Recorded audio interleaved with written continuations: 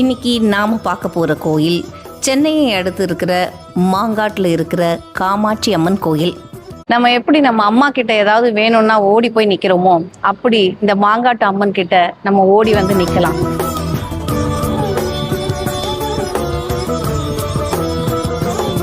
அவ ஊசி மேல நின்னு தவம் இருந்து நாம கேக்குறதெல்லாம் வரமா அள்ளி தரவ இந்த காமாட்சி அம்மன்.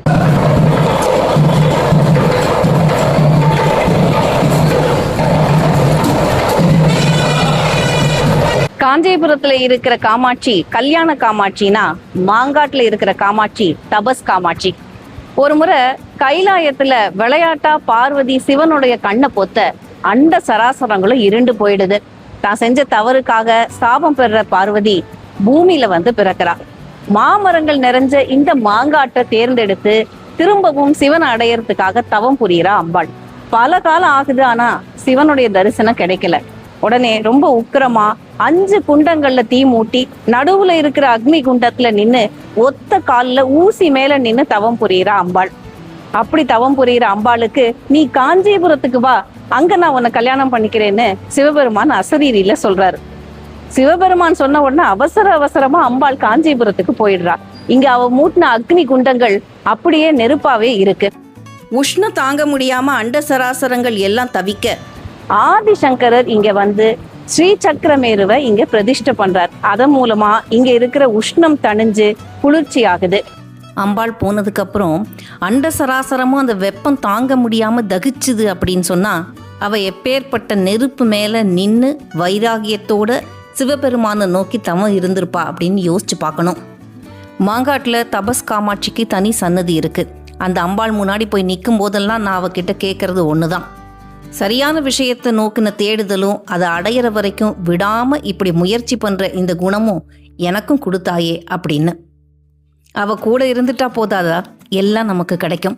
மாங்காட்டுல தவம் இருக்கிற காமாட்சி மூட்டின அக்னி குண்டங்களை அப்படியே விட்டுட்டு சிவபெருமானை நோக்கி போயிட்டதுனால உஷ்ணம் தாங்க முடியாம அண்ட சராசரமும் தவிக்குதுன்னு நாம பார்த்தோம்.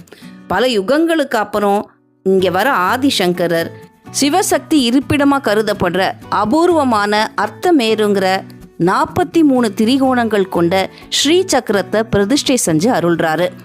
இந்த அர்த்தமேரு ஸ்ரீ சக்கரம் தான் மாங்காட்டுல மூலஸ்தானமா இருக்கு.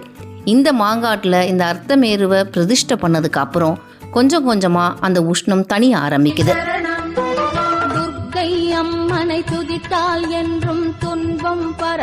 அதுக்கப்புறம் பின்னால மகா பெரியவா வந்து பஞ்சலோகத்தால ஆன காமாட்சியை இங்க பிரதிஷ்டை பண்றார்.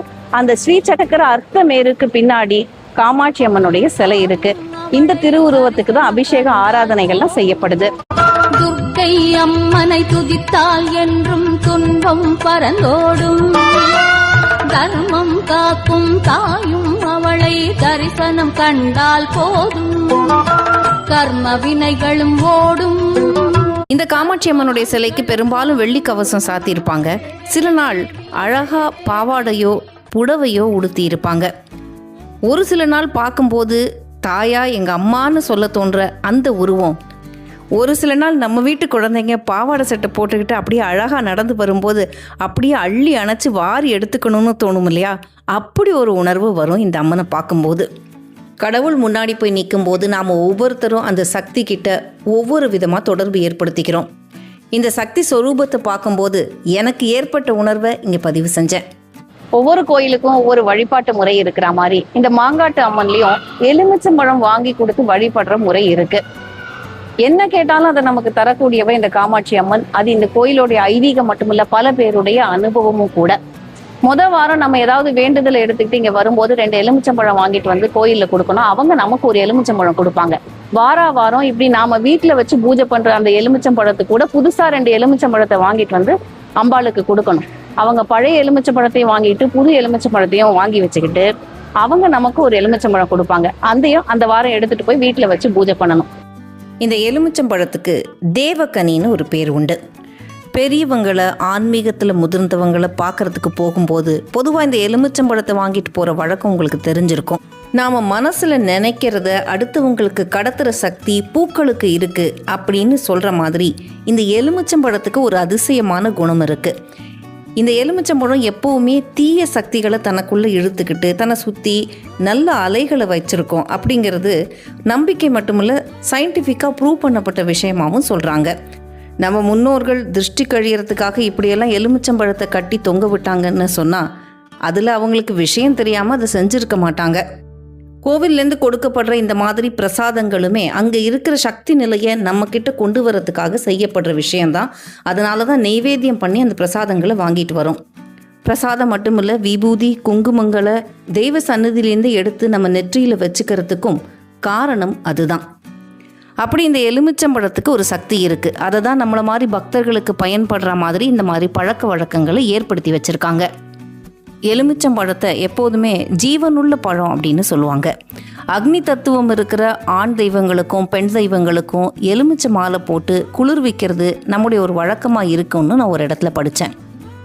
மாங்காடு இப்போ தான் பார்த்தோம். இங்கே தான் அம்பாள் 5 அக்னி குண்டங்களில் தீ வளர்த்து நடுவில் நின்று தவம் பண்ணியிருக்காளே.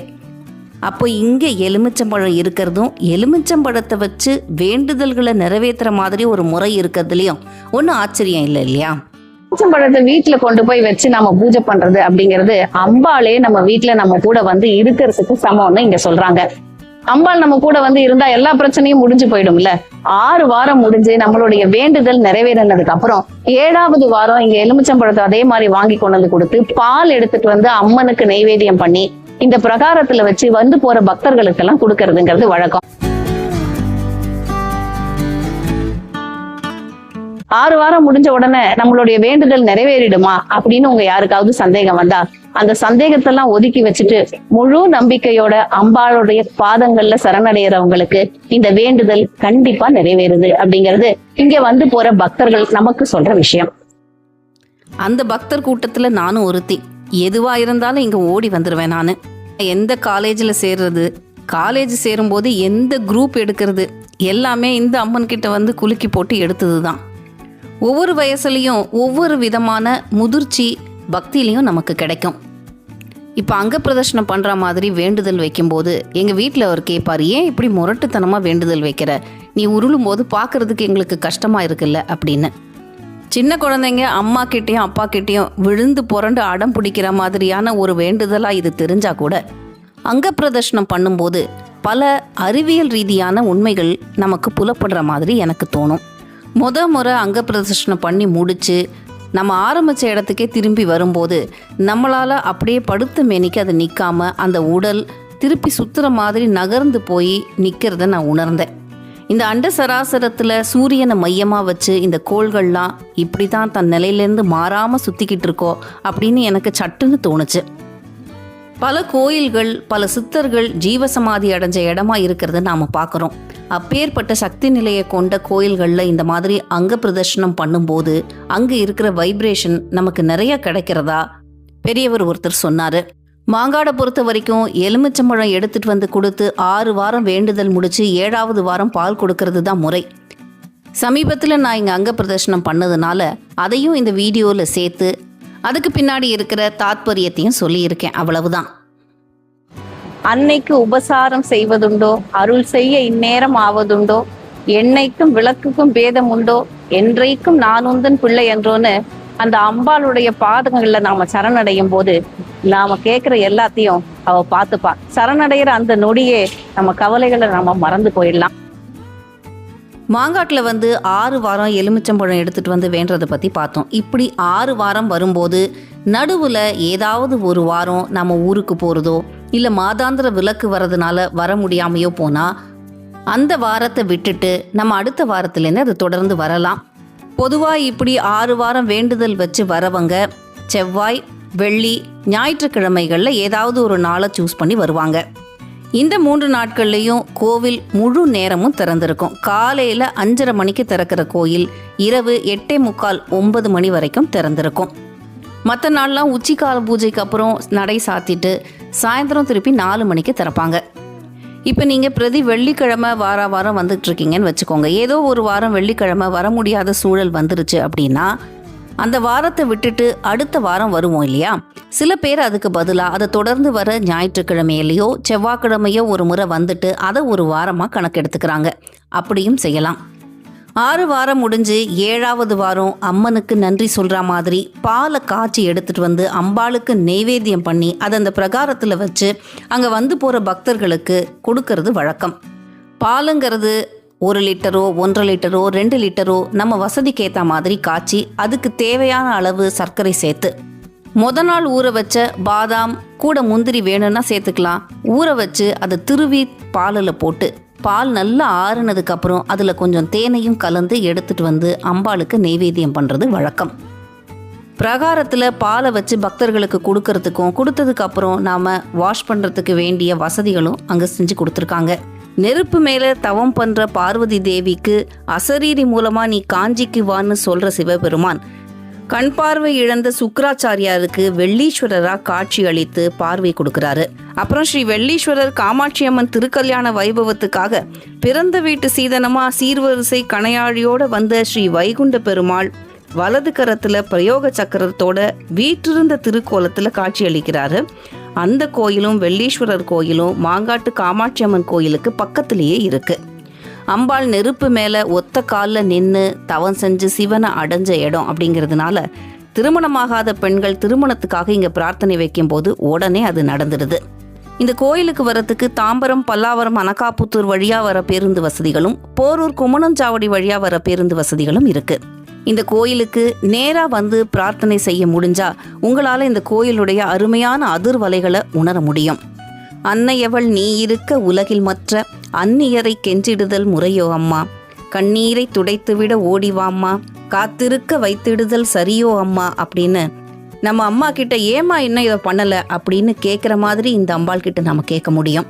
உங்களுக்கு எப்போ வாழ்க்கையில் நேரம் இருக்குமோ அப்போ இந்த அம்மனை வந்து பார்த்து அவளுடைய அருள் பெற வாழ்த்துக்கள். மனை துதித்தால் என்றும் துன்பம் பறந்தோடும், தர்மம் காக்கும் தாயும் அவளை தரிசனம் கண்டால் போதும்.